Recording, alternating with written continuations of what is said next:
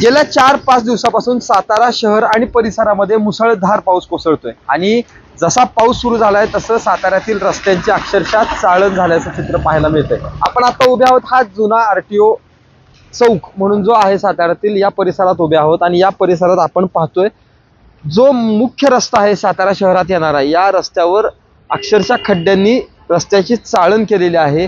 हा रस्ता कायम रहदारीचा रस्ता आहे। या रस्त्यावरून सतत गाड्यांची ये-जा सुरू असते।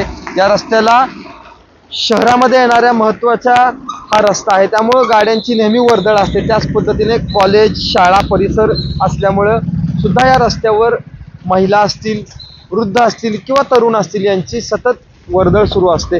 परंतु गेल्या काही दिवसापासून या रस्त्यावर मोठ्या प्रमाणात खड्डे पडलेले आहेत आणि प्रशासनानं तात्पुरती डागडुजी केली, परंतु त्यामुळेच या तात्पुरत्या डागडुजीमुळे या रस्त्यावरचे खड्डे वाढलेले आहेत आणि एकूणच हा खड्डा चुकवण्यासाठी म्हणून लोक प्रयत्न करतात आणि त्यातूनच काही प्रमाणात अपघाताचं प्रमाण या भागात वाढलेलं आहे।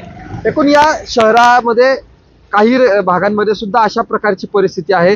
खड्डे वाढलेले आहेत, रस्त्यांवर खड्डे झाल्यामुळे नागरिक सध्या हैराण झाल्याचं चित्र पाहायला मिळतंय। ओंकार कदम, साम टीव्ही न्यूज, सातारा। देश विदेशातील प्रत्येक घडामोडींचे लाईव्ह अपडेट मिळवण्यासाठी आता साम टीव्हीच्या सर्व सोशल मीडिया प्लॅटफॉर्मला लाईक, फॉलो आणि सबस्क्राईब करा। तसंच सर्व नोटिफिकेशनसाठी बेल आयकॉन प्रेस करायला विसरू नका।